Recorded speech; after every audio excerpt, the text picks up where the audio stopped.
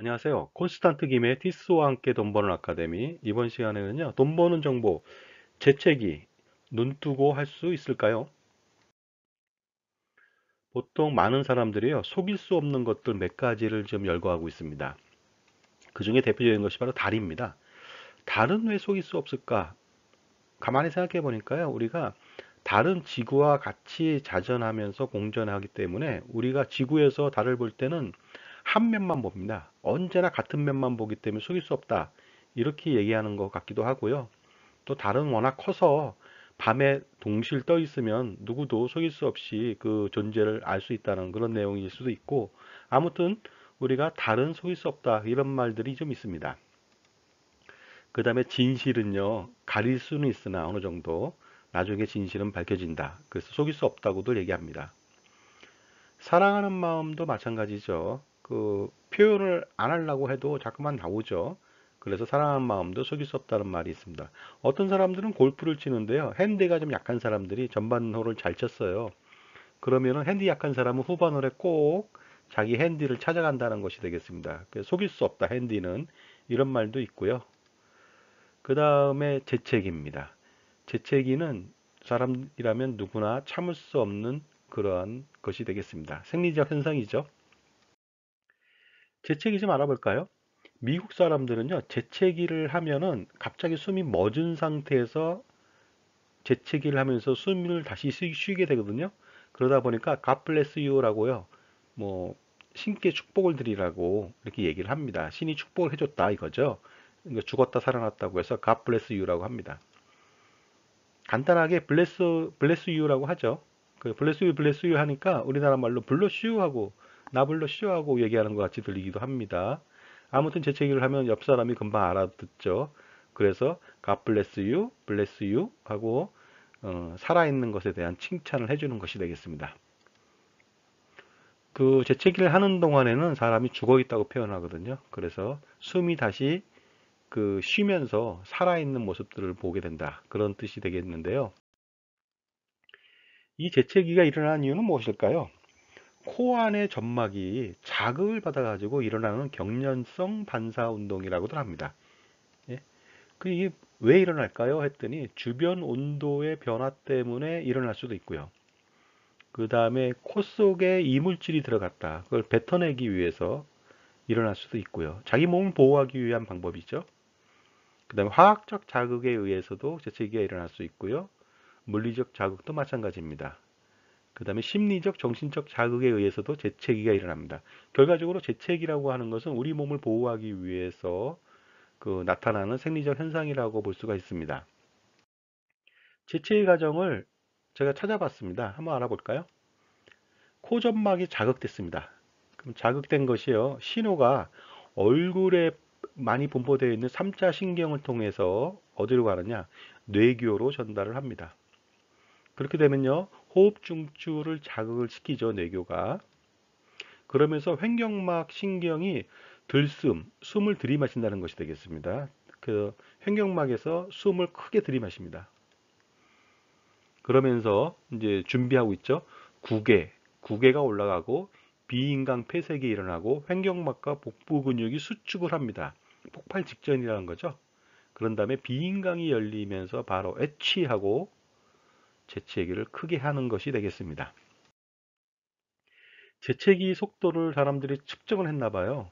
우리가 보통 보면은 그 구기 종목에 그 볼 있죠, 볼. 볼들도 뭐 속도를 많이 체크하던데 가장 빠른 게 무슨 뭐 골프공 아닌가 생각하는데 그 셔틀콕이라고 하죠. 배드민턴 셔틀콕이 가장 빠르다고 하는데요. 과연 재채기 속도는 어느 정도 될까요? KTX 보고 계시거든요. KTX 시속 300km로 달립니다.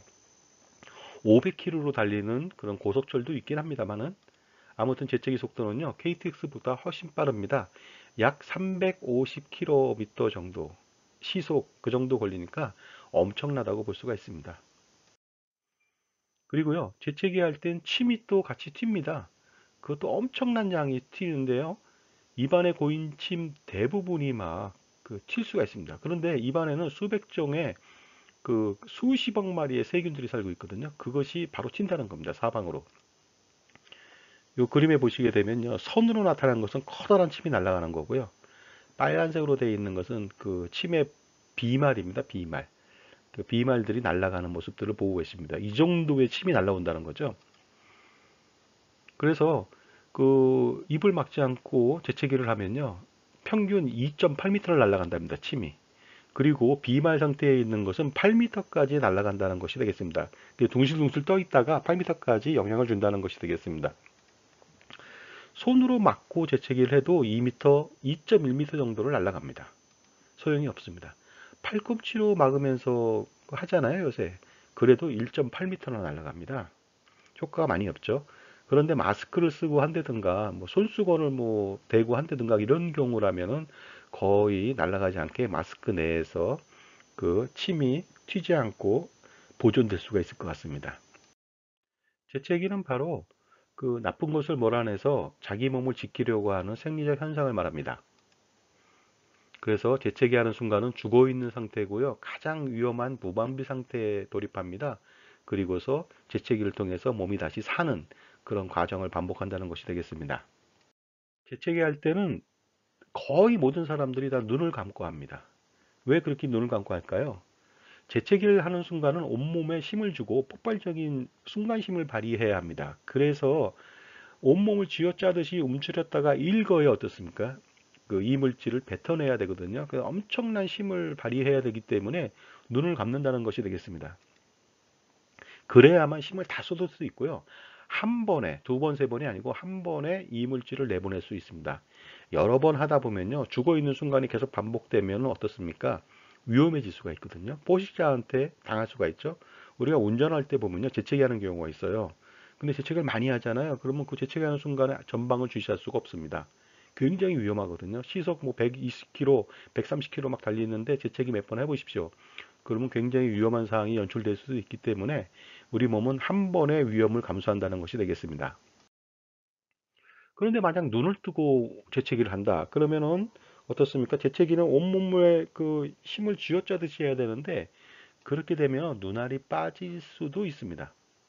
물론 이제 대부분 빠지진 않겠지만 빠질 정도의 엄청난 힘을 가할 수가 있다는 것이 되겠습니다.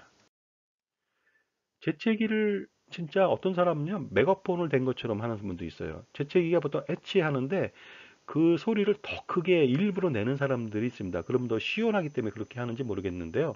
그렇게 심하게 더 크게 하면 혼이 나갈 수가 있습니다. 사람이 죽는 것은 혼이 나갈 때 죽는다고 하죠.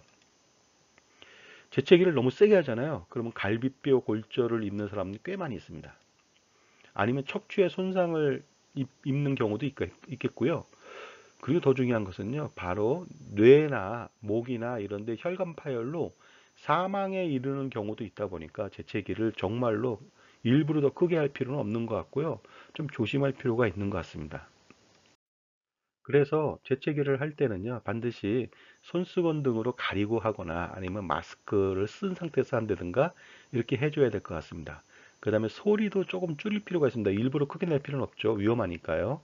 이렇게 하는 이유는 바로 위생적인 측면 때문에 그렇게 하는 경우도 있고요. 옆 사람이 깜짝 놀라게 하는 것을 방지하기 위해서 일종의 에티켓 아니겠습니까? 그래서 그 재채기 할 때는 이런 부분들 좀 조심했으면 하는 생각도 가져봅니다. 자, 지금까지 재채기에 대해서 말씀 나눴습니다. 감사합니다.